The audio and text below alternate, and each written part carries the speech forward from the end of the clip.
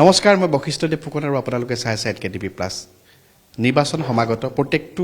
সমষ্টিতি নিৰ্বাচনী যি তৎপৰতা ইতিমধ্যে আৰম্ভ হোৱা দেখিবলৈ পোৱা গৈছে সাধাৰণ ৰাইজৰ মনৰ বতৰা লৈ আছো তাৰ সমান্তৰালভাৱে যিসকল প্ৰাৰ্থী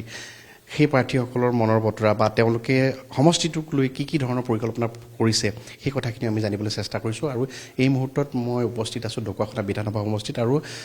তিনিবাৰকৈ এই সমষ্টিটোৰ প্ৰতিনিধিত্ব কৰা সন্মানীয় বিধায়ক তথা এইবাৰ বিজেপি দলৰ প্ৰাৰ্থী নৱকুমাৰ দলে ডাঙৰীয়াৰ সৈতে আমি উপস্থিত আছো পুনে তেওঁৰ পৰা আমি তেওঁৰ পৰিকল্পনাৰ বিষয়ে বা তেওঁ কেনেদৰে আগবাঢ়িছে এই গোটেই কথাখিনি আমি জানিবলৈ চেষ্টা কৰিম প্ৰথমে মই এনকেটিভিৰ তৰফৰ পৰা আপোনাক শুভকামনা জ্ঞাপন কৰিছো ধন্যবাদ আপোনাৰ এনকেটিভিৰ জৰিয়তে মই পোনপ্ৰথমে ভাৰতবৰ্ষৰ মাননীয় প্ৰধানমন্ত্ৰী নৰেন্দ্ৰ মোদী ডাঙৰীয়া গৃহমন্ত্ৰী অমিত শ্বাহ ডাঙৰীয়া আমাৰ ৰাষ্ট্ৰীয় অধ্যক্ষ নীতিন নবীন ডাঙৰীয়া সংসদীয় বৰ্ডৰ সকলো সন্মানীয় ৰাষ্ট্ৰীয় নেতৃত্ব অসমৰ আমাৰ আটাইৰে শ্ৰদ্ধাৰ মুখ্যমন্ত্ৰী ডক্টৰ হিমন্ত বিশ্ব শৰ্মা ডাঙৰীয়া আৰু ভাৰতীয় জনতা পাৰ্টীৰ ৰাজ্যিক সমিতিৰ সন্মানীয় সভাপতি দিলীপ শইকীয়া ডাঙৰীয়া আৰু ঢকুৱাখানাৰ বাকী ৰাইজ আৰু ঢকুৱাখানা জিলা অন্তৰ্গত ভাৰতীয় জনতা পাৰ্টি সন্মিলিত গণশক্তি অসম গণ পৰিষদ দলৰ সকলো ঈশ্বৰৰ সন্মানীয় কাৰ্যকৰ্তাসকল আৰু শুভাকাংক্ষী ৰাইজক মই প্ৰথমেই আন্তৰিক কৃতজ্ঞতা আৰু ধন্যবাদ জ্ঞাপন কৰিছোঁ আৰু দলে ভাৰতীয় জনতা পাৰ্টিৰ মিত্ৰজোঁটৰ প্ৰাৰ্থী হিচাপে ঢকুৱাখানাত পুনৰ আমাক প্ৰাৰ্থিত্ব প্ৰদান কৰাৰ বাবে মই সকলোলৈ মই আন্তৰিক কৃতজ্ঞতা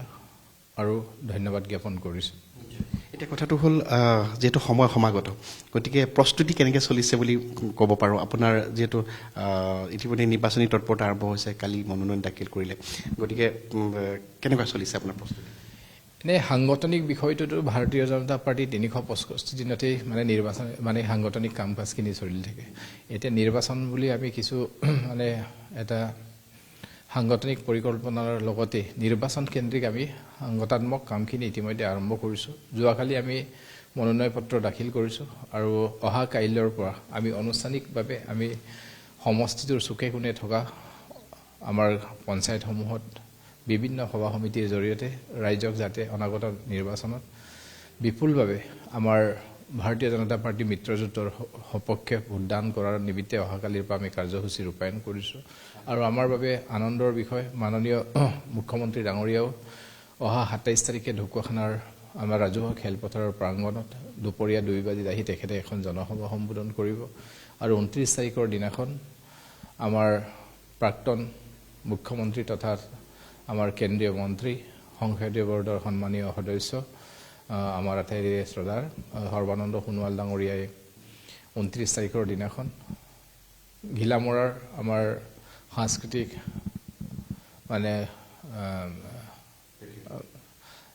প্ৰাংগণত ক্ষেত্ৰ প্ৰাংগণত তেখেতে এখন জনসভা সম্বোধন কৰিব আৰু অহা ১ তাৰিখৰ দিনাখন মাননীয় প্ৰধানমন্ত্ৰী ডাঙৰীয়াই আমাৰ লখিমপুৰ ধেমাজি মাজুলীক সামৰি গোগামুখত এখন জনসভা তেখেতে সম্বোধন কৰিব আৰু লগতে আমি অহা ৭ তাৰিখৰ আগে এখন আমি নীতিন গাডকাৰী চাহাবৰো এখন ঢকুৱাখানা ৰাজহুৱা সভাৰ বাবে ইতিমধ্যে আমি সকলো প্ৰস্তুতি আমি সম্পূৰ্ণ কৰিছোঁ এতিয়া মই কথাটো জানিবলৈ খুজিম কেনেকুৱা দেখিছে এইবাৰ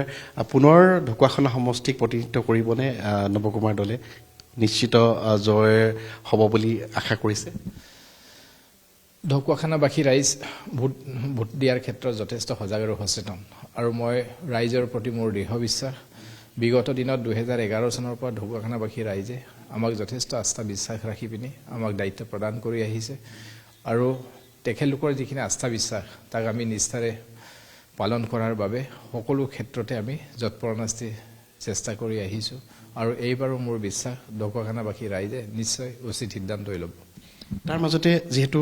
আমি নিজেও ঢকুৱাখানাবাসী হিচাপে বা সমষ্টিৰ ব্যক্তি হিচাপে আমি কিছুমান বস্তু দেখিছিলোঁ বা আমি চাইছিলোঁ ২০১১ চনৰ পৰা এতিয়ালৈকে তাৰ পূৰ্বৰ যিটো আচলতে অপশাসন সেই অপশাসন আঁতৰাই ঢকুৱাখানাবাসীয়ে এজন নতুন যুৱ প্ৰাৰ্থীক ইয়ালৈ জয়লাভ কৰাই আনিছিল আপোনাৰ ওপৰত আৰু এতিয়া এইবাৰ ইতিমধ্যেই 3টা কাৰ্যকাল আপুনি সম্পূৰ্ণ কৰিছে এইবাৰ 4ৰ্থবাৰৰ কাৰণে আকৌ অৱতীৰ্ণ হৈছে এই 3টা কাৰ্যকালত আপুনি প্ৰথমবাৰ আপুনি যিহেতু বিৰোধী ভূমিকাতে আছিল বিৰোধী দলৰ ভূমিকাতে আৰু পৰৱৰ্তী পৰ্যায়ত আপুনি চৰকাৰৰ অংশীদাৰ হ'ল মন্ত্ৰী হ'ল আৰু শেহতীয়াভাৱে আপুনি সমষ্টিটো হৈ কাম কৰিছে আপুনি ভাবেনে যে ঢকুৱাখানাক আপুনি যি ধৰণে এখন সম্পূৰ্ণ আগৰ কলীয়াপানী সদৃশ বুলি কোৱা হয় ঢকুৱাখানাক সেই ঢকুৱাখানাক আপুনি বিচৰা ধৰণে এটা পৰ্যায়লৈ লৈ যাব পাৰিছো বুলি আপুনি নিজে ভাবেনে 2011 চন যেতিয়া আমাক ঢকুৱাখানা ৰাইজে প্ৰতিনিধিত্ব কৰাৰ সুযোগ প্ৰদান কৰিছিলে তেতিয়া আমি মনত এটাই সংকল্প লৈছিলো যে আপোনালোকে সকলোৱে যেন 2008-9 চনৰ যিখিনি বান বিধ্বস্ত মাতমৰাত যিখিনি ৰাইজৰ মাতমৰা নদীপৰীয়া ৰাইজৰ বৃহৎ ক্ষতি হৈছিলে আৰু এই বানপানীৰ সময়তে আমাৰ যোনটো মোৰ জন্মস্থান মাতমৰা গাঁওখনৰ লগতে আমাৰ গৃহভূমি আৰু ঘৰ সকলোখিনি মানে জাহ গৈছিল ব্ৰহ্মপুত্ৰৰ বুকুত আমি তেতিয়াই সংকল্প লৈছো ৰাইজে ইমান আস্থা বিশ্বাসেৰে আমাক দায়িত্ব প্ৰদান কৰিছে যাতে ভৱিষ্যত দিনত যাতে কোনো কাৰণতে আমাৰ নিচিনা অৱস্থা ঢকুৱাখানাবাসী ৰাইজৰ নহয় এইটোৱে মনত ৰাখি আমি কামখিনি কৰি আছো আৰু তাৰ পিছত আমাৰ প্ৰথম আমাৰ ৰাইজৰ আমাৰ দায়িত্ব আমাক এটা এজেণ্ডা আমাক কৰ্মসূচী দিছিলে কৰ্মসূচীৰ প্ৰথমতে হ'ল ঢকুৱাখানাখন বানমুক্ত হিচাপে গঢ়া আৰু ভগৱানৰ কৃপাত 2012 চনৰ পৰা আজিৰ দিনটোলৈকে এবাৰো মতাউৰি নিচিকাকে সুৰক্ষিতভাৱে আমি আমাৰ নদীপৰীয়া ৰাইজৰ লগতে ঢকুৱাখানাক যিখিনি আমাৰ বান বিধ্বস্ত হিচাপে পৰিচয় আছিলে এটা সময়ত এই পৰিচয়টো আমি 2012 চনৰ প্ৰথম 11 চনৰ নিৰ্বাচন হোৱাৰ পিছত এবাৰ মতাউৰি ছিগিছিলে তাৰ পিছত আমাৰ 12 চনৰ পৰা এতিয়ালৈকে আমি সুৰক্ষিতভাৱে আমি সকলো বানমুক্ত বুলিয়ে ক'ব লাগিব আজিৰ দিনত মানে সকলো স্তৰৰ বান হেৰিৰ পৰা আজি মানুহে নিৰাপদে আছে আৰু আপোনালোকে অতি জানি ভাল পাব ঢকুৱাখানাবাসী ৰাইজে কেতিয়াও সপোনতো ভবা নাছিলে যে আমাৰ বগীবিলৰ পৰা মাজুলী সংলগ্ন ব্ৰহ্মপুত্ৰৰ মতাউৰিত যে ৰড কাম এম্বেংকমেণ্ট যে এটা মতাউৰি এনে যোনটো মতাউৰিত আমি মটৰচাইকেল চলাই যাব নোৱাৰো ইয়াৰ পৰা মোৰ সমষ্টিৰ চাৰিসীমালৈ ঘূৰিবলৈ যাওঁতে মতাউৰি দি গ'লে দিনত 8-10 বাৰ আমিয়ে নিজে পৰো বোকাত পিছল খাই পিনে এনে ধৰণৰ মতাউৰি জৰাজীৰ্ণ প্ৰত্যেক বছৰে ছিগি থকা ভগ্ন প্ৰায় আমাৰ মতাউৰি আজি সুৰক্ষিত সবলীকৰণ আৰু এটা ৰড কাম এম্বেংকমেণ্ট জতাইতি ব্যৱস্থাৰ জৰিয়তে এটা ঐতিহাসিক বুলিয়ে ক'ব লাগিব বগীবিল দলঙৰ পৰা ব্ৰহ্মপুত্ৰৰ কাণে কাণে গৈ পিনি যে মাজুলীলৈকে সুৰক্ষিত এটা সুন্দৰ মতাউৰি নিৰ্মাণৰ জৰিয়তে আজি মাজুলী লখিমপুৰ ধেমাজিবাসী ৰাইজৰ বাবে যিখিনি এটা ভাৰতীয় জনতা পাৰ্টিৰ নেতৃত্বাধীন মাননীয় প্ৰধানমন্ত্ৰী নৰেন্দ্ৰ মোদী ডাঙৰীয়া আৰু আমাৰ মাননীয় মুখ্যমন্ত্ৰী ডাঙৰীয়াৰ নেতৃত্বত ঐতিহাসিক এনে ধৰণৰ নিৰ্মাণ কাৰ্যই আমাৰ ঢকুৱাখানাখনক অধিক অহা দিনত এটা সুৰক্ষিত স্থায়ী দিয়াৰ বাবে এটা মাইলৰ খুঁটি হৈ ৰ'ব লগতে আৰু এটা গুৰুত্বপূৰ্ণ বিষয় মতাউৰি যদিও সুৰক্ষিত হৈছে কহনীয়াটো মেজৰ বিষয় এতিয়া কহনীয়াটো যেতিয়ালৈকে আমি স্থায়ী প্ৰতিৰোধ কৰিব নোৱাৰো এইটোৰ বিষয়েও আমাৰ এটা অতি গুৰুত্বপূৰ্ণ বিষয় যে যোৱা বছৰ বাৰিষাৰ সময়ত মাননীয় মুখ্যমন্ত্ৰী ডাঙৰীয়া আহিছিলে জলসম্পদ বিভাগৰ মন্ত্ৰী ডাঙৰীয়াও আহিছিলে আৰু তেতিয়াই আমি গোটেই আমাৰ নদী পাৰৰ অৱস্থান সম্পৰ্কে তেখেতলোকে খুব মানে অধ্যয়ন কৰিছিলে আৰু আমিও এই কথাবিলাক অনুৰোধ জনাইছিলোঁ ঢকুৱাখানাবাসীৰ হৈ মাননীয় মুখ্যমন্ত্ৰী ডাঙৰীয়া জলসম্পদ বিভাগৰ মাননীয় মন্ত্ৰী পীযুষ হাজৰিকা ডাঙৰীয়া নিজে আহি বিভিন্ন মানে পৰ্যায়ত কহনীয়াত ক্ষতিগ্ৰস্ত অঞ্চলসমূহ পৰিদৰ্শন কৰি আমি এটা মানে প্ৰস্তুতি যুগুত কৰিছিলোঁ যাৰ জৰিয়তে প্ৰাৰম্ভিক পৰ্যায়ত ঢকুৱাখানা আমাৰ সীমাত মানে 22 কিলোমিটাৰ দৈৰ্ঘ্যৰ মতাউৰি তাক কহনীয়া স্থায়ী প্ৰতিৰোধৰ কাৰণে এডিবি বেংকৰ জৰিয়তে এইবাৰ প্ৰথম 150 কোটি টকা আমাক অনুমোদন প্ৰদান কৰিছে আৰু এই আঁচনি ইতিমধ্যে মাননীয় মুখ্যমন্ত্ৰী ডাঙৰীয়াই যোৱা মাহত ঢকুৱাখানাত আহি শুভ উদ্বোধন কৰি এতিয়া দিনে ৰাতিয়ে কহনীয়াৰ কাম 8 কিলোমিটাৰ স্থায়ীভাৱে কৰাৰ বাবে এতিয়া কাম আৰম্ভ হৈছে আৰু অহা পৰিকল্পনাত ৰাইজে সুযোগ দিলে নিশ্চিতকে বাকি 12 কিলোমিটাৰ অঞ্চলৰ কহনীয়া প্ৰতিৰোধৰ বাবেও মাননীয় মুখ্যমন্ত্ৰী ডাঙৰীয়াই প্ৰতিশ্ৰুতি প্ৰদান কৰিছে যাৰ জৰিয়তে আমি 100% বুকুত হাত দি ক'ব পৰা হ'ম যেতিয়া আমাৰ কহনীয়া প্ৰতিৰোধৰ কামখিনি সম্পূৰ্ণ হ'ব ঢকুৱাখানা অঞ্চল স্থায়িত্ব হ'ব এতিয়া আমাৰ কি হৈছে ঢকুৱাখানা 2012 চনৰ পৰা বান মুক্ত হোৱাৰ পিছতেই মানুহে বিধ্বস্তটো পাহৰি গৈছে। পাহৰি যোৱাৰ কাৰণে কেতিয়াবা আমাৰ যিসকল উঠি অহা প্ৰজন্মই 2011 চনৰ আগৰ ঢকুৱাখানাৰ বিষয়ে নাজানে। ঢকুৱাখানা চাৰিআলিৰ পৰা কোনো এটা কেন্দ্ৰলৈকে মাজুলীয়ে হওক, ধেমাজিয়ে হওক, লখিমপুৰে হওক, যলৈ নাযাওঁ, যে বাঁহৰ সাঁকো কলৰ ভূৰ পাৰ নোহোৱাকৈ যে আৰু মানে যাব যাতায়াতী ব্যৱস্থা নাছিলে। কাণ্ডত চাইকেলখন লৈ আঁতৰলৈকে লংপেণ্ট খুচাই বোকাত গছকি গছকি যোৱা দিনকেইটা তেখেতলোকে নেদেখাৰ বাবে এতিয়া বিভিন্ন সময়ত কিছু কথা কৈ থাকে, আমিও দেখি থাকোঁ কথাবিলাক। এইকাৰণে মই ঢকুৱাখানাৰ যেতিয়াই মই সভা সমিতি পাতোঁ তেতিয়া মই আহ্বান জনাওঁ, যেতিয়া আমি সৰুতে থাকোঁতে আইতাহঁতে মুকলি আকাশৰ তলত সন্ধিয়া আমাক সাধু কথা কৈছিলে, শিয়ালৰ সাধু, বুঢ়ী আইৰ সাধু, বিভিন্ন কথা কৈছিলে। আজিকালিৰ ল'ৰা ছোৱালীসকলে মোবাইলত প্ৰায়ভাগ থাকে কাৰণে এতিয়া সমস্যাৰ বিষয়, আগৰ বিষয়, এই কথাবিলাক লৈও বিভিন্ন সময়ত কিছু কথা আমি অনুভৱ কৰি থাকোঁ। কিন্তু এটাই কথা যে কি, আমি ঢকুৱাখানাৰ যি সম্ভাৱনা বহুত মানুহে সপোনতো ভবা নাছিলে বুলি মই ভাবোঁ। এতিয়াও আমাৰ বহুতে নাজানে, কিন্তু মই কথাবিলাক এতিয়া কৈ আমি যিহেতুকে এটা পৰিকল্পনাৰ জৰিয়তে কাম কৰি থকা হৈছে, এতিয়া আমি ৰাইজক সচেতন কৰিছোঁ। ঢকুৱাখানা এনেকুৱা এটা জেগা আজিৰ দিনটোত য'ত নেকি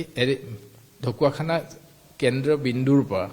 6খন জিলালৈ 1.5 ঘণ্টা আৰু 2 ঘণ্টাৰ ভিতৰত সংযোগ কৰিব পাৰে। অসমত মই জানাত খুব কম মানে এনে ধৰণৰ সমষ্টি আছে য'ত নেকি কেন্দ্ৰ বিন্দুৰ পৰা 1.5 ঘণ্টাৰ পৰা 2 ঘণ্টাৰ ভিতৰত এয়াৰপৰ্ট, চিকিৎসা মহাবিদ্যালয়, ইউনিভাৰ্চিটি সংযোগ কৰাৰ ব্যৱস্থাটো যে এনেধৰণৰ আছে, মোৰ ইমান নাজানো, কিন্তু ঢকুৱাখানাৰ সম্ভাৱনাটো আজিৰ দিনটো, আজি আমি য'ত ইয়াত আমি বিজেপি কাৰ্যালয়ত বহি আছোঁ, ইয়াৰ পৰা আপুনি ঘড়ী চাই পিনি যাওক ডিব্ৰুগড়লৈকে, এয়াৰপৰ্টলৈকে 1 ঘণ্টা 20 মিনিটত আপুনি ডিব্ৰুগড় এয়াৰপৰ্ট গৈ পাব। ডিব্ৰুগড় বিশ্ববিদ্যালয় 1 ঘণ্টা 10 মিনিটত গৈ পাব। ডিব্ৰুগড় মেডিকেল কলেজ 1 ঘণ্টা 25 মিনিটত আপুনি গৈ পাব। আগতে প্ৰায় এটা দিনই লাগিছিলে। এটা দিন বুলি নহয়, ডিব্ৰুগড় যাবলৈ 1 সপ্তাহ আগৰ পৰা পৰিকল্পনা কৰিব লাগিছিল। আজি আপোনাৰ ঢকুৱাখানা চাৰিআলিৰ পৰা বুটিকৰলৈ যাওক, ধেমাজিলৈ 40 মিনিটৰ বাট। আজি ঢকুৱাখানাৰ পৰা লখিমপুৰলৈ 1 ঘণ্টা 20 মিনিটৰ বাট। আজি মাজুলীলৈ আপোনাৰ 40 মিনিটৰ বাট, আৰু মাজুলীৰ দলং হৈ যোৱাৰ পিছত যোৰহাটলৈ আমি 1.5 ঘণ্টাৰ বাট। আজি আমি গুণাসুতি দলং আমাৰ সম্পূৰ্ণ হোৱাৰ পিছত আমাৰ লখিমপুৰলৈকে 40 মিনিটৰ বাট, আৰু লগতে আমাৰ বিশ্বনাথ চাৰিআলিলৈকে আমি 2 ঘণ্টাত সংযোগ কৰি, আৰু গহপুৰত 1.5 ঘণ্টালৈকে হোলংগি এয়াৰপৰ্টলৈকে আমি সংযোগ কৰিব পৰা ব্যৱস্থা। এনেধৰণৰ সম্ভাৱনাপূৰ্ণ আজি যাতায়াত ব্যৱস্থা আজি সুগম হৈছে। আৰু ঢকুৱাখানা সমষ্টিৰ 4 সীমাৰ ভিতৰত সংযোগৰ এটাই আমাৰ বাকী আছিলে, সিদিনাখন আমি জেঙেৰাই মুখ, মানে ঢকুৱাখানাৰ লাষ্ট আমাৰ বৰ্ষামুখ হৈ পিনি বাম বৰপমুৱা ঘাট বুলি কয়, তাৰ ওপৰত এখন দলং আমি আগতেই চেষ্টা কৰিছিলোঁ, কিন্তু মাজুলীৰ অলপ কিছু আপত্তি আছিলে। কিন্তু এইবাৰ আমি বৰপমুৱা ঘাটত মাননীয় মুখ্যমন্ত্ৰী ডাঙৰীয়াই 50 কোটি টকাৰ অসম মালা আঁচনিৰ জৰিয়তে দলং সংযোগ কৰাৰ ব্যৱস্থা সিদিনা অনুমোদন দিলে, আধাৰশিলা কৰিলে মাননীয় প্ৰধানমন্ত্ৰী ডাঙৰীয়াই কোকৰাঝাৰৰ সিদিনা গুৱাহাটী আহোঁতে ভাৰ্চুৱেলি। লগতে আমাৰ এই পথটোৰ লগত সংযোগ কৰি গুণাসুতি দলঙৰ কাণ্ডলৈকে 2 লেনযুক্ত ৰাস্তা মানে চেণ্ট্ৰেল ৰড ফাণ্ডৰ জৰিয়তে এতিয়া আমাৰ 87 কোটি টকা তাতো আমাৰ কেন্দ্ৰীয় চৰকাৰে অনুমোদন কৰিছে। আৰু এতিয়া 135 কোটি টকাৰে আজি গুণাসুতি দলঙৰ পৰা ডাইৰেক্ট জেঙেৰাই ঘাটত বৰপমুৱা ঘাট হৈ জেঙেৰাই মুখলৈকে আমি সংযোগ কৰাৰ প্ৰকল্প লৈছোঁ। এতিয়া এইখিনি গোটেই চেৰাউণ্ডিং য'ত আমাৰ কানেক্টিভিটি আছে, 4 সীমাটোৰ সকলো যোগাযোগ ব্যৱস্থা এইবাৰ আমি 100% সম্পূৰ্ণ কৰা হৈছে। এটা কথা ঠিক হয়, আমি নিজেও ঘূৰিছোঁ, নিজে প্ৰতিটো কোণতে দেখিছোঁ যথেষ্ট যাতায়াতৰ ব্যৱস্থা হাতৰে যিটো স্বীকাৰ কৰিবলৈ বাধ্য হ'ব লাগিব। তাৰ মাজতো আপোনাৰ এই 15 বছৰৰ কাৰ্যকালত আৰু কিছু সমস্যা থাকিলে নেকি, যিটো কথা আপুনি মনতে ভাবি আছে যে মই এইখিনি মই কৰিব লাগিছিল আৰু কৰিব লাগিব? নহয়, পৃথিৱীত থকালৈকে সমস্যা শেষ নহয়। এটা সমস্যা শেষ কৰিম, বেলেগ এটা সমস্যা আহিব। এইটো সমস্যা বুলি ক'লে মানে সমস্যা চলিয়ে থাকিব। কিন্তু আমি পৰাপক্ষত সকলো সমস্যাসমূহৰ আমি প্ৰাথমিকতাটো চাইহে আমি কামখিনি কৰোঁ। আমাৰ প্ৰথম ঢকুৱাখানাবাসীৰ ৰাইজৰ মেণ্ডেট আছিলে বানমুক্ত কৰিব লাগে, যাতায়াত ব্যৱস্থা সুচল কৰিব লাগে, স্বাস্থ্যসেৱা আগবঢ়াব লাগে। আমাৰ বহুত দিনীয়া দাবী আছিলে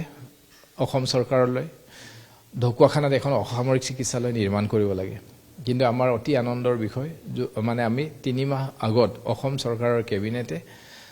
আমাৰ ঢকুৱাখানাত এখন অসামৰিক চিকিৎসালয় 200খন বিচনাযুক্ত চিকিৎসালয় নিৰ্মাণৰ বাবে অসম চৰকাৰে অনুমোদন কৰিলে আৰু যাৰ কাম এতিয়া আৰম্ভ কৰাৰ প্ৰাৰম্ভিকতাখিনি আৰম্ভ হৈছে আৰু সকলো বিধি ব্যৱস্থা সম্পন্ন হৈ পিনি অহা 1.5 বছৰৰ ভিতৰত ঢকুৱাখানাবাসী ৰাইজে অসামৰিক চিকিৎসালয়খন আমি সম্পূৰ্ণ কৰাৰ লক্ষ্য লৈছোঁ আৰু তেতিয়াৰ পৰা স্বাস্থ্য সেৱাও যথেষ্টখিনি আমাৰ সুবিধা হ'ব আৰু আজিৰ দিনটোত ঢকুৱাখানাৰ পৰা ডিব্ৰুগড়লৈকে 1 ঘণ্টা 20 মিনিটত মেডিকেল কলেজ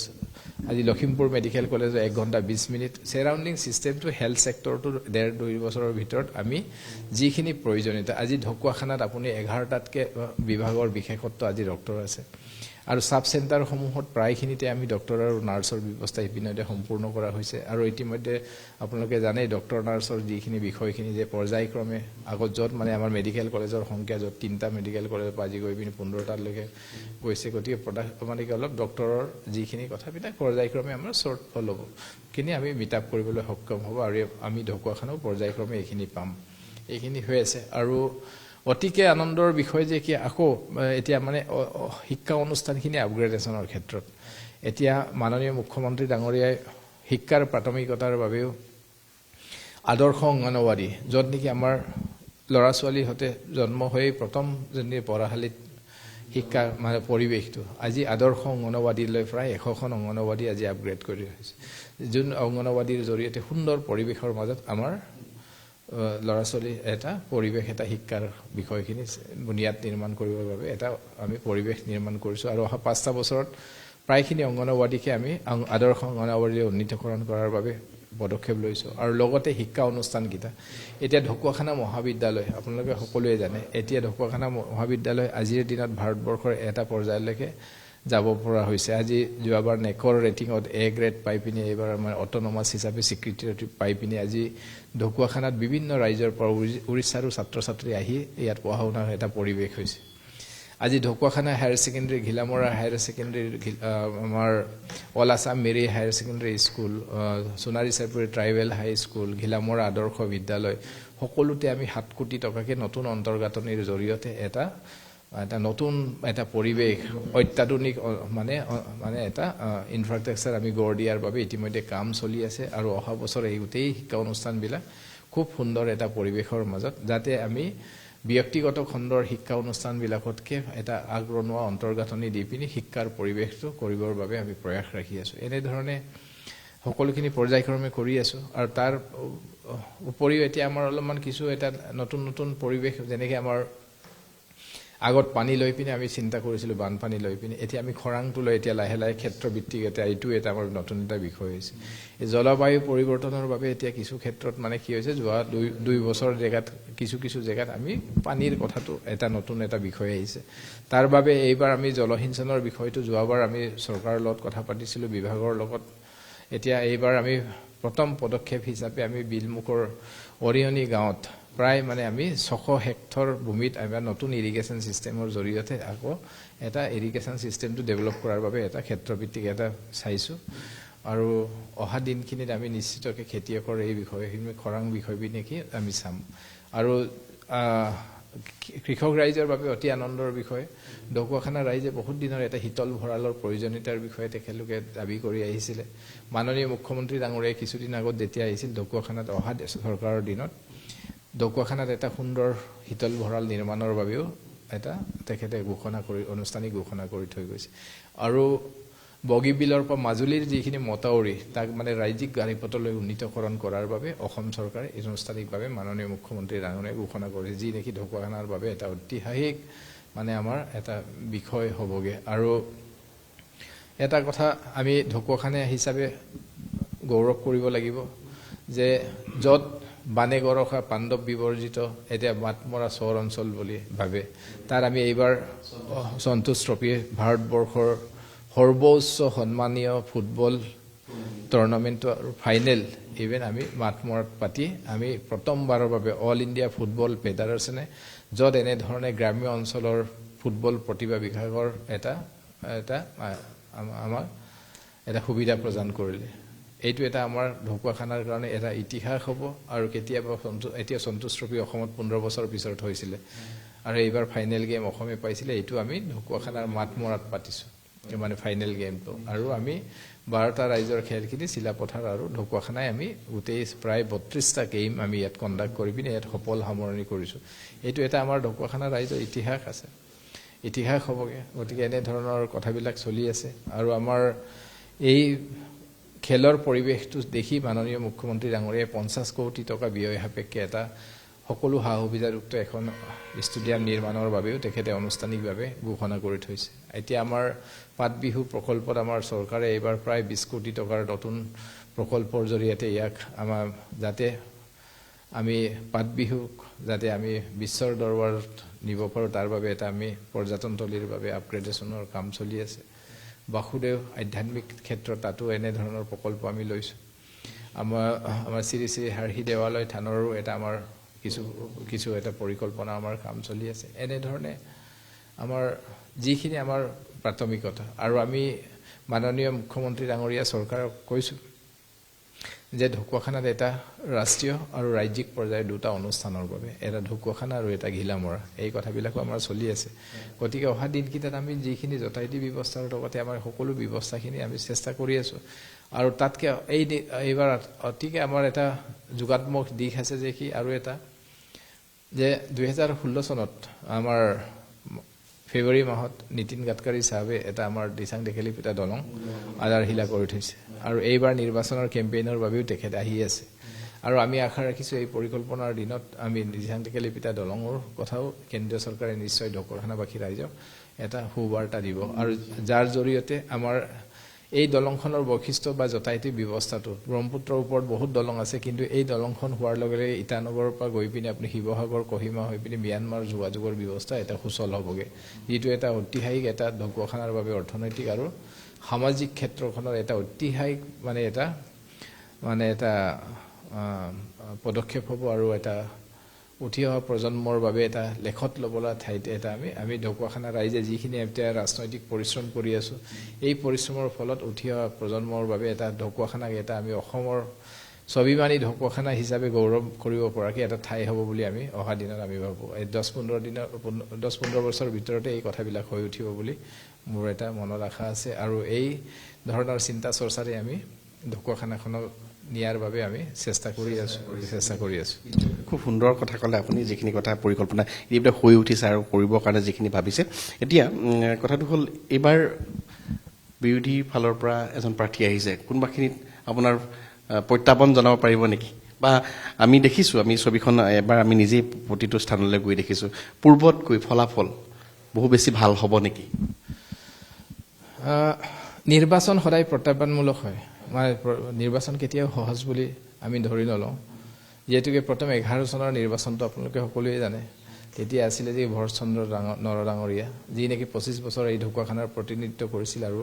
অসম চৰকাৰৰ এটা গুৰুত্বপূৰ্ণ এটা কেবিনেট মন্ত্ৰী আছিলে আৰু তেখেতৰ পৰিয়াল কেন্দ্ৰীয় মন্ত্ৰী আছিলে সাংসদ আছিলে স্থানীয়ভাৱে 3বাৰকৈ এইখিনি সময়ত আমি 11 চনত ঢকুৱাখানা ৰাইজে ৰাজনৈতিক পথ পৰিৱৰ্তনৰ সিদ্ধান্ত লৈ পিনে আমাক দায়িত্ব প্ৰদান কৰিছিল ইমান গুৰুত্বপূৰ্ণ ৰাজনৈতিক প্ৰেক্ষাপটতো গতিকে তাৰ পিছত আমি সকলোৱে লাগি এই পৰ্যায়লৈকে আহিছোঁ আৰু প্ৰত্যেক সময়তে নিৰ্বাচনৰ সময়ত ঢকুৱাখানাবাসী ৰাইজে আমি যিখিনি আবেদন কৰিছোঁ এইমতে তেখেতলোকে যোগাত্মক এটা দৃষ্টিৰে আমাক সহযোগিতা কৰিছে আৰু আমাক উৎসাহিত কৰি আছে আৰু এইবাৰ নিৰ্বাচনটোত আমি সদায় প্ৰত্যাহ্বান বুলিয়ে ভাবিয়ে আমি কামখিনি কৰি আছোঁ আৰু তথাপিও মোৰ ঢকুৱাখানাবাসী ৰাইজৰ ওপৰত মোৰ দৃঢ় বিশ্বাস আছে তেখেতলোক সজাগ সচেতন সকলোৰে ক্ষেত্ৰত আৰু ভাবোঁ যে কি তেখেতলোকে ভালেই সিদ্ধান্ত দিব ঢকুৱাখানাবাসী আপোনাৰ সমষ্টিবাসীলৈ কিবা ক'ব লগা থাকে ঢকুৱাখানাবাসীলৈ যে আমাক যে এইবাৰো নিৰ্বাচনত দলে ভাৰতীয় জনতা পাৰ্টি মিত্ৰ জোঁটৰ প্ৰাৰ্থী হিচাপে আমাক সুযোগ প্ৰদান কৰিছে মই সমষ্টিবাসী ৰাইজলৈ মোৰ এইখিনি অনুৰোধ থাকিব আপোনালোকৰ সংবাদ মাধ্যমৰ জৰিয়তে যাতে সকলোৱে সহযোগিতা কৰি উঠি অহা প্ৰজন্মৰ বাবে এটা সুৰক্ষিত সুন্দৰ আৰু আগশাৰীৰ ঢকুৱাখানা নিৰ্মাণৰ যাত্ৰাত যাতে আমাক সকলোৱে আশীৰ্বাদ প্ৰদান কৰে আৰু তাকে আমি কামনা কৰিছোঁ আৰু ৰাইজে যি ধৰণে আমাক আস্থা বিশ্বাস ৰাখি ইমান বছৰে আমাক ইয়াত প্ৰতিনিধিত্ব কৰাৰ সুযোগ দিছে ভৱিষ্যত দিনতো নিশ্চিতকে এই কামখিনি মই কৰাত কতো ত্ৰুটি বিচ্যুতি নকৰোঁ এই যৎপৰোনাস্তি চেষ্টা কৰিম আৰু যাতে ৰাইজে আশীৰ্বাদ দিব বুলি মোৰ মানে বিনম্ৰ প্ৰাৰ্থনা থাকিল আপোনাক অশেষ ধন্যবাদ আৰু কৃতজ্ঞতা জ্ঞাপন কৰিছোঁ আপোনাৰ যথেষ্ট ব্যস্ততাপূৰ্ণ সময় তাৰ মাজতে ইমানখিনি আমাক সময় দিলে পুনৰবাৰ আপোনাক ধন্যবাদ আৰু কৃতজ্ঞতা জ্ঞাপন কৰিছোঁ ধন্যবাদ বশিষ্ঠ প্ৰিয় দৰ্শক আপোনালোকে নিশ্চয়কৈ শুনিলে বৰ্তমানৰ বিধায়কগৰাকীয়ে বা বৰ্তমানৰ যিগৰাকী প্ৰাৰ্থী বিজেপিৰ তেওঁ ইতিমধ্যে গোটেই কথাখিনি ঢুকুৱাখনাত যোৱা 15টা বছৰ তেওঁ সঁচা অৰ্থতে আমি প্ৰতিটো স্থানলৈ গৈ সেই পৰিৱৰ্তনটো আমি লক্ষ্য কৰিছোঁ আমি দেখিছোঁ সেই পৰিৱৰ্তন আহিছে তাৰ ওপৰঞ্চি তেওঁ কিছু কাম কৰিবলৈ বাকী আছে যিখিনি সংকল্পৰ কথা আমাক অৱগত কৰিছে আহিব লগা দিনবোৰত তেওঁ পুনৰ সমষ্টিটো প্ৰতিনিধিত্ব কৰিলে সেইখিনি কামৰ আশ্বাস দিছে আমি আশা কৰোঁ তেওঁ যিখিনি পৰিকল্পনা হাতত লৈছে যিখিনি কথা ভাবিছে সেইখিনি বাস্তৱায়িত হওক আৰু লগতে তেওঁলৈ আমি আমাৰ NKTV তৰফৰ পৰা শুভেচ্ছা জ্ঞাপন কৰিছোঁ আৰু মই বশিষ্ঠ দেৱফুকনে বিদায় লৈছোঁ